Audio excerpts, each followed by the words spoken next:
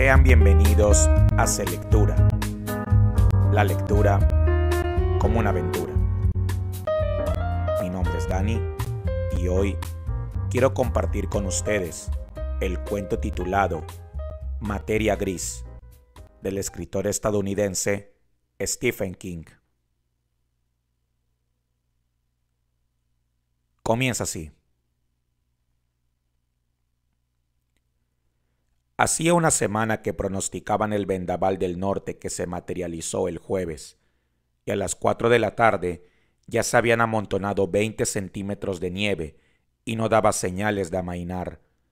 Los 5 o 6 de siempre estábamos congregados alrededor de la estufa en el Night Owl de Henry, el único bar pequeño de este lado de Bangor que permanece abierto durante las 24 horas del día. Henry no tiene mucha clientela. Generalmente se limita a despachar cerveza y vino a los chicos de la universidad, pero se las apaña y no hay un local mejor que el suyo para que los jubilados inservibles como nosotros nos reunamos e intercambiemos información acerca de los que han muerto últimamente y de cómo el mundo se va al diablo. Esa tarde, Henry estaba en la barra y Bill Pelham, Bertie Connors, Carl Littlefield y yo estábamos encorvados alrededor de la estufa. Fuera, ni un coche se movía por Ohio Street y los quitanieves tenían mucho trabajo. El viento arrastraba montículos que parecían la columna vertebral de un dinosaurio. Durante toda la tarde, Henry solo había tenido 3 parroquianos, y esto si contamos al ciego Eddie. Eddie tenía alrededor de 70 años, y no es completamente ciego. En general, tropieza con las cosas. Viene 1 o 2 veces por semana y se mete un pan bajo la chaqueta y se va con una expresión que parece decir: «He vuelto a engañarlos, estúpidos bastardos». Una vez Bertie le preguntó a Henry por qué no le ponía límite a eso. «Te lo diré», respondió Henry. Hace algunos años la Fuerza Aérea pidió $20 millones para producir el modelo de un avión que habían diseñado. Bien, les costó 75 millones y el maldito trasto no despegó jamás. Eso sucedió hace 10 años, cuando Eddie y yo éramos bastante más jóvenes, y yo voté a favor de la mujer que patrocinó aquel proyecto. El ciego Eddie votó contra ella. Y desde entonces le pago el pan. Bertie no parecía haber entendido muy bien la historia, pero se quedó rumiándola.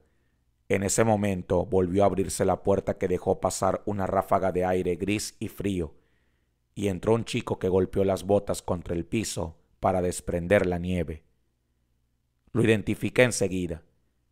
Era el hijo de Richie Grenadine, y al ver su cara tuve la impresión de que acababa de pasar por un mal trance. Su nuez de Adán subía y bajaba convulsivamente, y sus facciones tenían el color de un encerado viejo. «Señor Parmalee», le dijo a Henry, mientras los ojos le giraban en las órbitas como cojinetes. «Tiene que ir a casa. Tiene que llevarle la cerveza e ir a casa. Yo no me atrevo a volver. Tengo miedo». «Calma, calma», respondió Henry, quitándose su delantal blanco de carnicero y contorneando la barra. «¿Qué sucede? ¿Tu padre se ha emborrachado?» Cuando dijo esto recordé que hacía bastante tiempo que Richie no visitaba el bar. Generalmente venía una vez por día para llevarse una caja de la cerveza más barata. Era un hombre alto y gordo, con carrillos que parecían lomos de cerdo y brazos como jamones. Richie siempre había sido un bebedor empedernido de cerveza, pero mientras trabajaba en el aserradero de Clifton, la asimilaba bien. Entonces ocurrió algo. Una trozadora apiló mal la madera, o el mismo Richie preparó el accidente, y Richie abandonó el trabajo, libre y despreocupado, mientras el aserradero le pagaba la indemnización. Una lesión en la espalda. Sea como fuere, se puso espantosamente obeso. En los últimos tiempos no asomaba las narices por allí, aunque de vez en cuando veía a su hijo, que venía a comprar la caja de todas las noches. Un chico simpático. Henry le vendía la cerveza porque sabía que el muchacho se limitaba a obedecer las órdenes de su padre. Sí, se ha emborrachado, asintió entonces el chico. Pero ese no es el problema. Es... Dios mío, qué horror. Henry se dio cuenta de que iba a llorar, de modo que se apresuró a decir: Carl, ¿puedes atender un rato el negocio? Por supuesto. Ahora, Timmy, ven conmigo a la trastienda y cuéntame qué sucede. Se fue con el chico, y Carl se colocó detrás de la barra y se sentó en el taburete de Henry. Durante un tiempo nadie dijo nada. Los oíamos conversar en la trastienda. La voz profunda, pausada de Henry, y después la atiplada de Jimmy Grenadine, que hablaba atropelladamente. Por fin el chico se echó a llorar, y Bill Pelham se aclaró la garganta y empezó a cargar su pipa. Hace un par de meses que no veo a Richie, comenté. No has perdido nada, gruñó Bill. Vino... a finales de octubre, manifestó Carl, unos días antes de Todos los Santos. Compró una caja de cerveza Schlitz. Estaba engordando pavorosamente. No había mucho más que agregar. El chico seguía llorando, pero al mismo tiempo hablaba. Fuera, el viento seguía aullando y ululando, y la radio anunció que por la mañana tendríamos más o menos otros 20 centímetros de nieve. Estábamos a mediados de enero, y me pregunto si alguien había visto a Richie desde octubre. Sin contar a su hijo, claro está. La conversación continuó durante un largo rato, pero finalmente Henry volvió a salir con el chico. Este se había quitado el abrigo, y en cambio Henry se había puesto el suyo. El chico comprimía un poco el pecho, como acostumbra a hacerlo la gente cuando ya ha pasado lo peor, pero tenía los ojos enrojecidos, y cuando se volvía hacia alguien, bajaba la vista. Henry parecía preocupado. Creo que haré subir a Timmy para que mi esposa le prepare un bocadillo de queso caliente o algo parecido. Quizás a un par de vosotros no os importaría acompañarme hasta la casa de Richie. Timmy dice que su padre quiere cerveza. Me dio el dinero. Trató de sonreír, pero solo consiguió esbozar una mueca enfermiza y desistió del esfuerzo. Claro que sí, dijo Bertie. ¿Qué marca de cerveza? Yo iré a buscarla. Trae la Harrow Supreme, contestó Henry. En la trastienda tenemos algunas cajas a precio rebajado. Yo también me levanté. Tendríamos que ir Bertie y yo. Con este tiempo, la artritis de Carl se pone insoportable y Billy Pelham ya no maneja bien el brazo derecho. Bertie trajo las latas del Harrows embaladas en grupos de 6 y yo metí 2 docenas en una caja, mientras Henry llevaba al chico arriba, al apartamento del primer piso. Bien, se puso de acuerdo con su señora y volvió a bajar, echando una mirada por encima del hombro para asegurarse de que la puerta de arriba estaba cerrada. ¿Qué sucede?, preguntó Billy ansiosamente. ¿Richie le pegó una paliza al chico? No, respondió Henry. Prefiero no decir nada por ahora. Os parecería absurdo. Sin embargo, os mostraré algo. El dinero que trajo Timmy para pagar la cerveza. Sacó del bolsillo 4 billetes de $1, cogiéndolos por un ángulo, y enseguida justifiqué esta precaución. Se hallaban totalmente cubiertos por una sustancia gris, viscosa, parecida a la baba que se forma en la superficie de las conservas descompuestas. Los depositó sobre la barra con una sonrisa rara y le ordenó a Carl: No permitas que los toquen. No si la mitad de lo que dice el chico es cierto. Y se encaminó hacia el fregadero contiguo al mostrador y se lavó las manos. Me levanté, me puse el chaquetón y la bufanda, abroché la prenda hasta arriba. Habría sido una tontería coger el coche. Richie vivía en un edificio de apartamentos situado en el extremo de Curb Street, muy cerca de allí, y en el último punto que tocaba el quitanieves. Cuando salíamos, Bill Pelham gritó a nuestras espaldas: «¡No os descuidéis!». Henry hizo un gesto de asentimiento.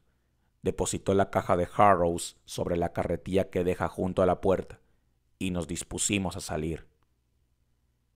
El viento era cortante como una sierra y levanté inmediatamente la bufanda para cubrirme las orejas.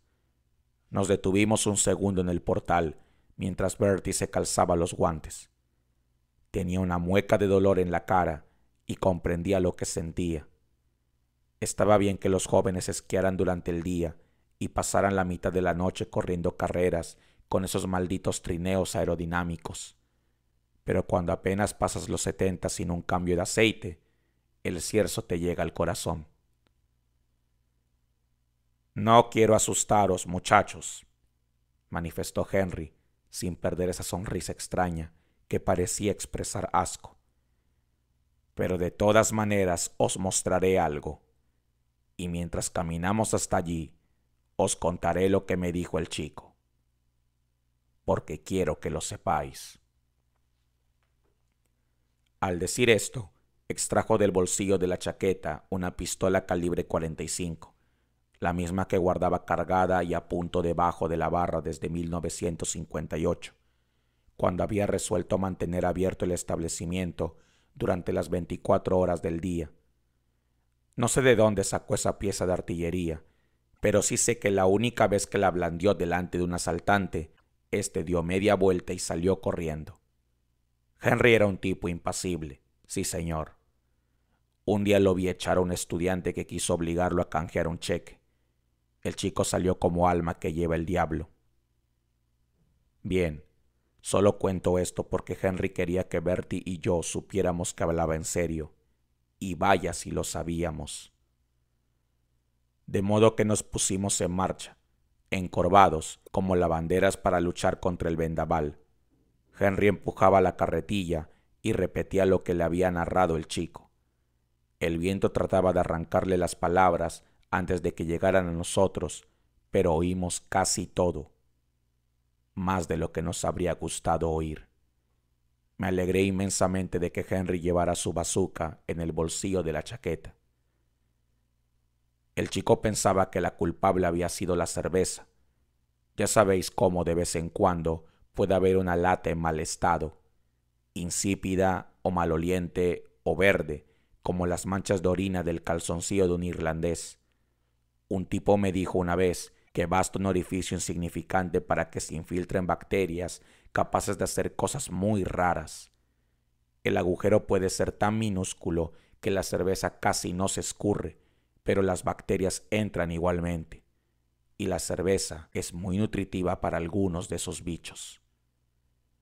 Sea como fuere, el chico contó que aquella noche de octubre Richie trajo un cajón de Golden Light, como siempre, y que se sentó a consumirla mientras Timmy hacía sus deberes. Timmy se disponía a irse a la cama cuando le oyó decir a Richie: «Jesús, qué asco». Y Timmy le preguntó: «¿Qué sucede, papá?». «La cerveza», respondió Richie. «Cielos, nunca había notado un sabor tan espantoso en la boca». La mayoría de la gente se preguntará por qué demonios la bebió si tenía tan mal sabor, pero eso es porque la mayoría de la gente no ha visto cómo traga la cerveza Richie Grenadine. Una tarde yo estaba en la taberna de Wally y le vi ganar la apuesta más estrafalaria. Le apostó a un tipo que era capaz de beber 20 vasos de cerveza en un minuto. Ninguno de los parroquianos habituales aceptó la apuesta, pero un viajante de Montpellier puso $20 sobre la barra y Richie lo copó. Bebió los 20 vasos en un minuto y aún le sobraron 7 segundos. Aunque cuando salió tenía una borrachera fenomenal. De modo que supongo que Richie vació casi todo el contenido de la lata antes de que el cerebro le diera la alarma. «Voy a vomitar», exclamó Richie.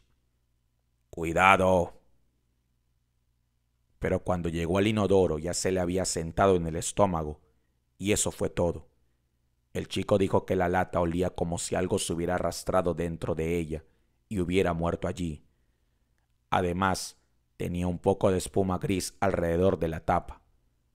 2 días más tarde, cuando el chico volvió de la escuela, encontró a Richie sentado frente al televisor, mirando los cereales lacrimógenos de la tarde, con todas las persianas bajas.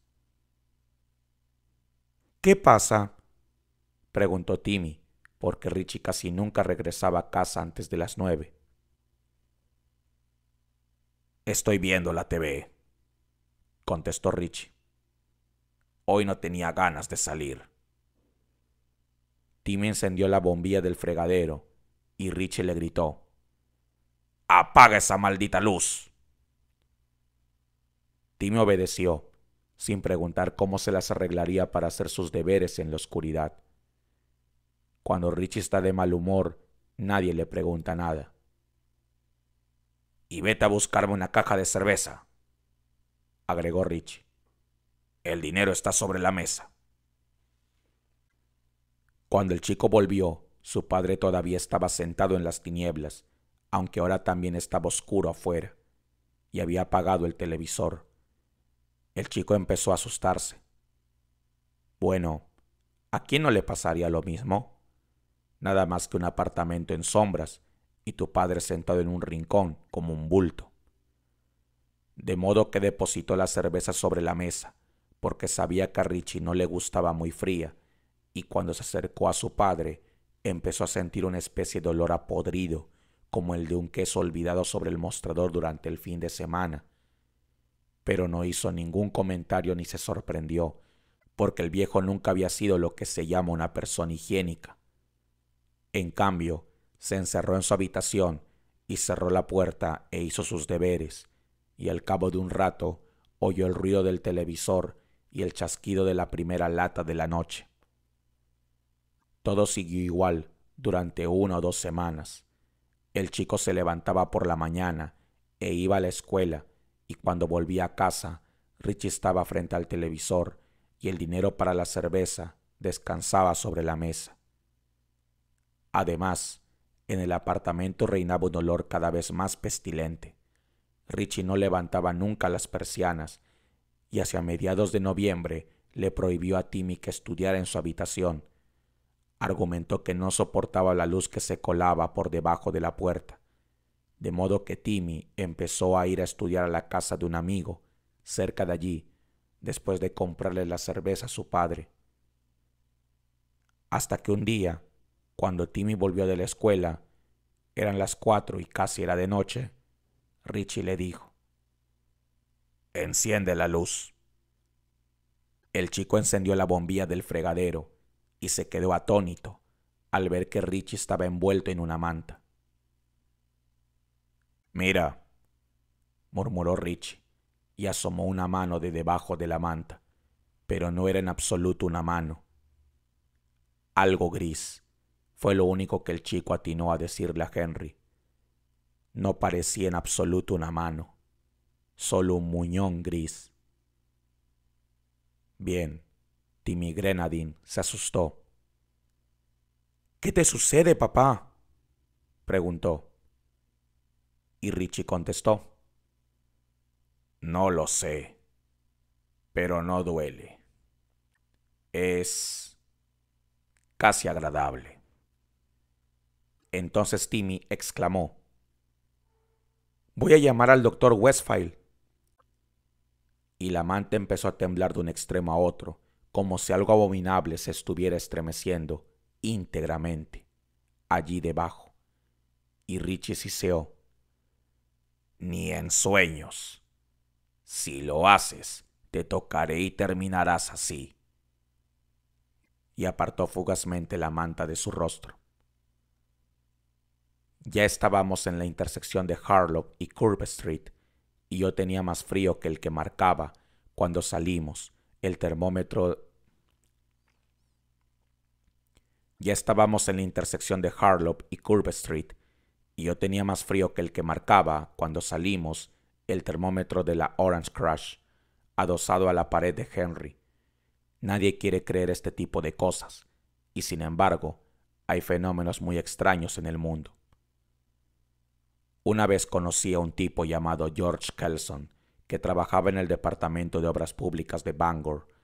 Había pasado 15 años reparando tuberías de agua y cables de electricidad y cosas parecidas, hasta que un día renunció, sencillamente, 2 años antes de jubilarse. Frankie Haldeman, que era amigo suyo, contó que un día George bajó una alcantarilla de Essex, bromeando y riendo como de costumbre, y que 15 minutos después volvió a salir con el cabello blanco como la nieve y con los ojos desorbitados, como si hubiera espiado por una ventana que comunicaba con el infierno.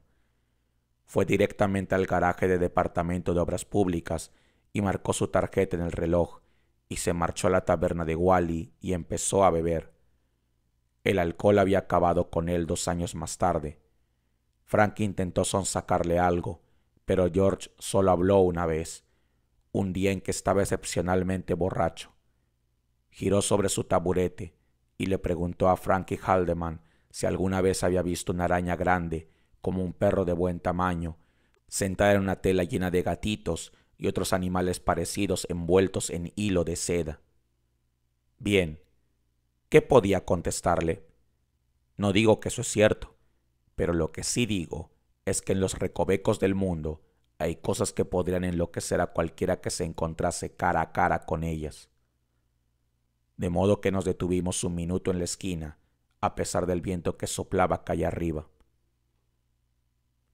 ¿Qué vio?, inquirió Bertie. Dijo que siguió viendo a su padre, respondió Henry, pero que parecía sepultado en gelatina gris, y que estaba como apelmazado. Agregó que sus ropas asomaban fuera de la piel y desaparecían dentro de ella, como si se hubieran fusionado a su cuerpo. «Dios bendito», exclamó Bertie. Después volvió a cubrirse inmediatamente y le gritó al chico que apagara la luz. «Como si fuera un hongo», comenté. «Sí», asintió Henry. «Más o menos así». «Conserva la pistola al alcance de la mano», murmuró Bertie. «Sí, eso es lo que haré». Dicho lo cual, empezamos a caminar por Curve Street. El edificio donde Richie Grenadine tenía su apartamento estaba casi en la cresta de la colina, y era uno de esos grandes monstruos victorianos que los magnates de la madera y el papel construyeron a principios de siglo. Ahora casi todos ellos han sido reformados y los han dividido en apartamentos. Cuando Bertie recuperó el aliento, nos informó que Richie vivía en el segundo piso, bajo aquel gablete que sobresalía como una ceja. Me arriesgué a preguntarle a Henry qué le había sucedido al chico después de aquel episodio. Aproximadamente en la 3ª semana de noviembre, el chico volvió una tarde y descubrió que Richie ya no se conformaba con bajar las persianas. Había clavado mantas sobre todas las ventanas del apartamento. Además, olía cada vez peor, con una especie de fetidez pegajosa, como la que despide la fruta cuando la hace fermentar la levadura. Más o menos una semana después, Richie le ordenó al chico que empezara a calentarle la cerveza sobre la estufa. ¿Te imaginas la situación? El chico a solas en ese apartamento, mientras su padre se convertía en algo, y calentándole la cerveza y escuchando después cómo él, o eso, la bebía con un atroz gorgoteo, como cuando un viejo sorbe su papilla. ¿Puedes imaginártelo? y todo había continuado así hasta ese día, cuando las clases terminaron más temprano a causa de la tormenta. El chico volvió directamente a casa, explicó Henry. En el rellano de arriba no había luz. El chico sostiene que su padre debió de escurrirse afuera una noche para romper la bombilla, de modo que tuvo que ir a tientas hasta la puerta. Bueno, oyó que algo se movía adentro, y de pronto se le ocurrió pensar que no sabía a qué se dedicaba su padre durante el día, en la semana. Hacía un mes que no le veía moverse de la silla, pero en algún momento debía abandonarla para dormir e ir al baño. En el centro de la puerta hay una mirilla que teóricamente debería tener una traba por dentro para cerrarla, pero que está rota desde que ellos viven allí, de modo que el chico se deslizó hasta la puerta con mucho sigilo y empujó la mirilla un poco con el pulgar y pegó el ojo a la abertura.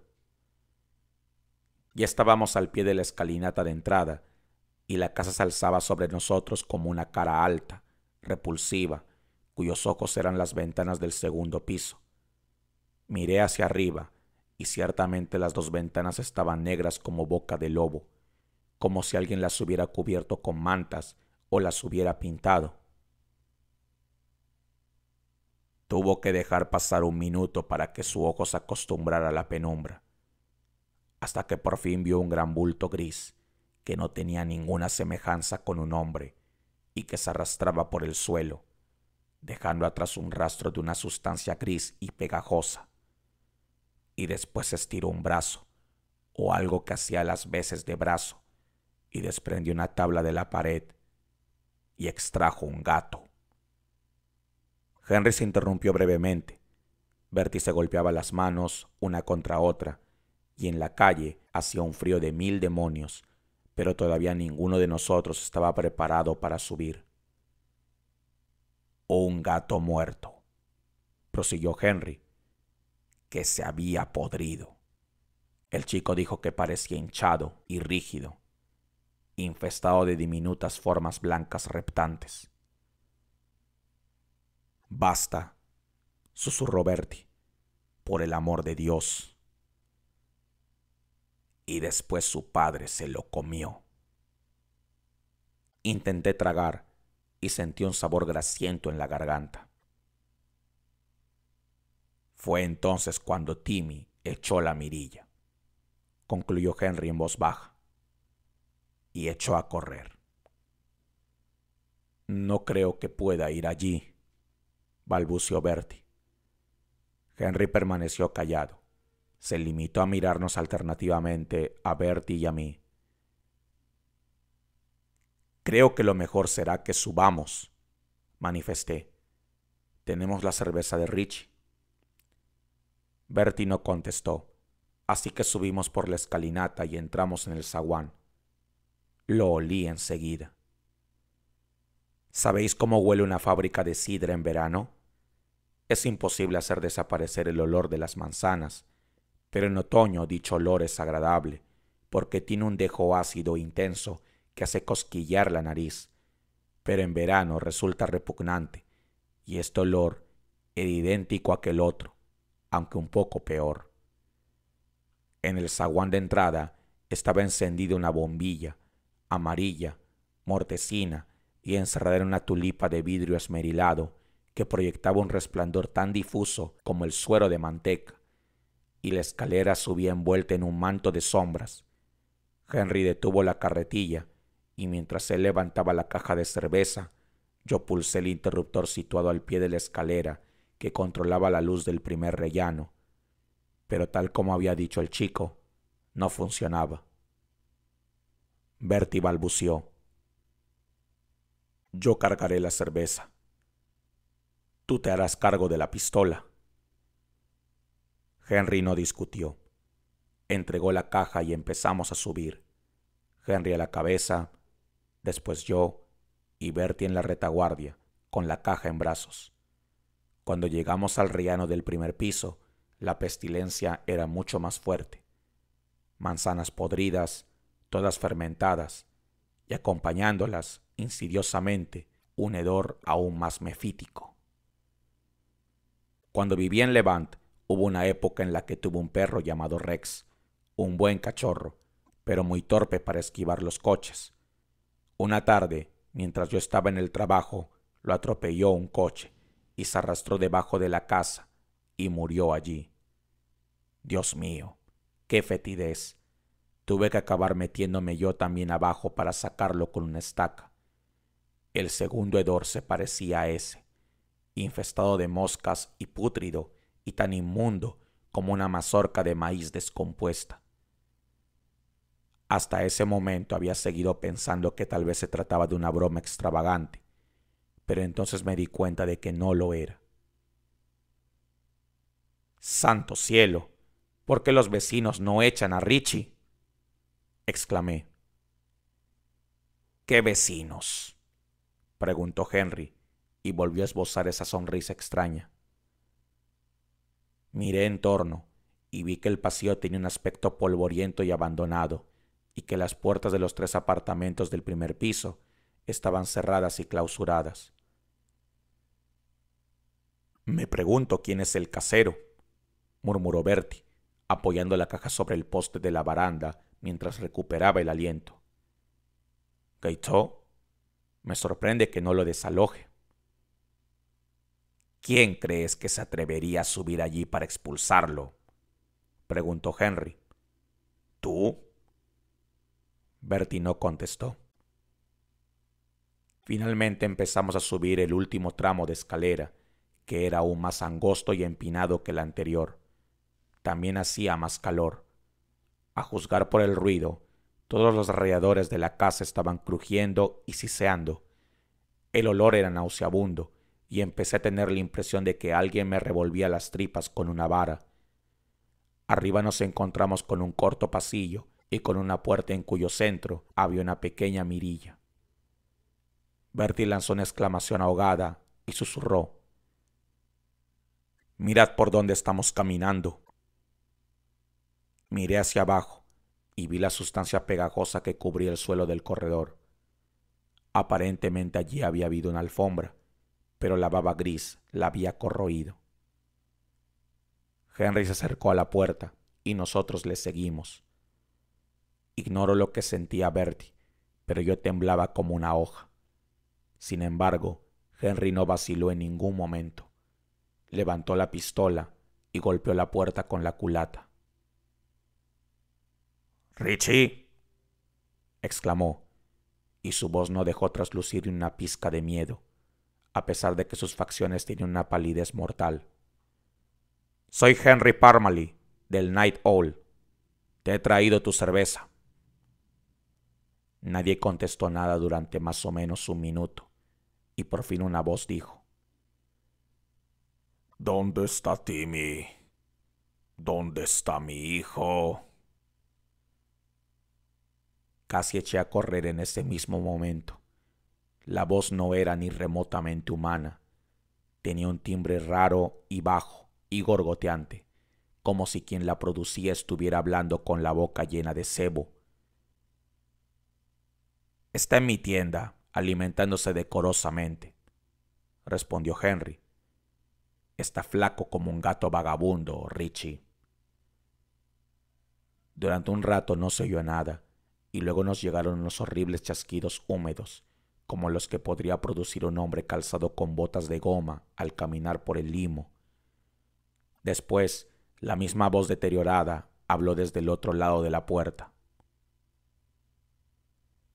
«Abre la puerta y empuja la cerveza por la rendija», ordenó. «Pero antes, arranca las anillas de las latas. Yo no puedo hacerlo». «Enseguida», asintió Henry. «¿Cómo te encuentras, Richie?». «Eso no te interesa», respondió la voz con sobrecogedora vehemencia. «Lo único que tienes que hacer es empujar la cerveza e irte». «Ya no te conformas con los gatos muertos, ¿verdad?», prosiguió Henry, con tono compungido. Ahora no sostenía la pistola por el cañón, sino por la culata. Y de pronto, con un chispazo de lucidez, asocié los datos como ya lo había hecho Henry, quizás desde el momento mismo en que Timmy le había contado su historia. Cuando lo recordé, las miasmas de descomposición y podredumbre parecieron atacar con redoblada intensidad mis fosas nasales. Durante las últimas 3 semanas, habían desaparecido en la ciudad 2 chicas y un viejo borracho que acostumbraba a asilarse en el albergue del Ejército de Salvación. Las 3 desapariciones se habían producido por la noche. «Empuja la cerveza, o saldré a buscarla», dijo la voz. Henry hizo una seña para que nos replegáramos y obedecimos. «Creo que eso será lo mejor, Richie», amartilló la pistola. No pasó nada, por lo menos durante un largo rato.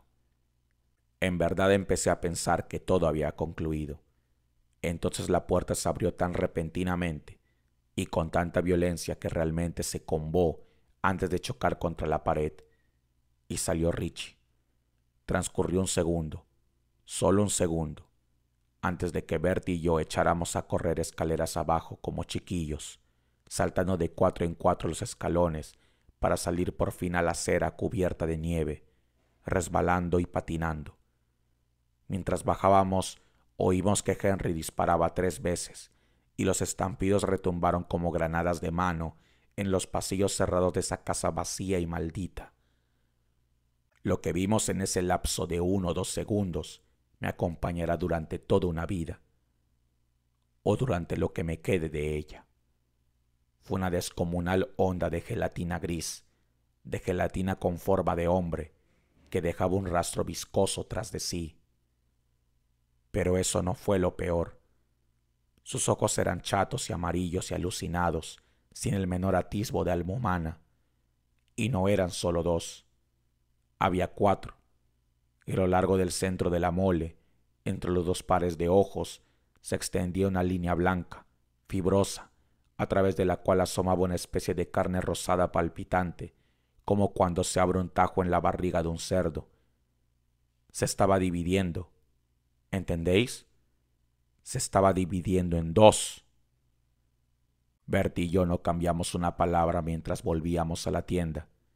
Ignoro qué ideas cruzaban por su mente, pero yo sé muy bien en qué pensaba yo. En la tabla de multiplicar. 2 por 2 son 4, 4 por 2 son 8, 8 por 2 son 16, 16 por 2 son... Llegamos de vuelta. Carl y Bill Pelan se levantaron como impulsados por un muelle y enseguida nos acosaron con sus preguntas. Los 2 nos negamos a contestar. Nos limitamos a dar media vuelta y esperar, por si Henry salía de la nieve. Yo había llegado a la conclusión de que 32.768 por 2 equivale al final de la raza humana, y allí estábamos los 2, reconfortados por toda esa cerveza y esperando, para comprobar qué era lo que volvía al fin. Y aquí estamos todavía. Ojalá sea Henry. Ojalá.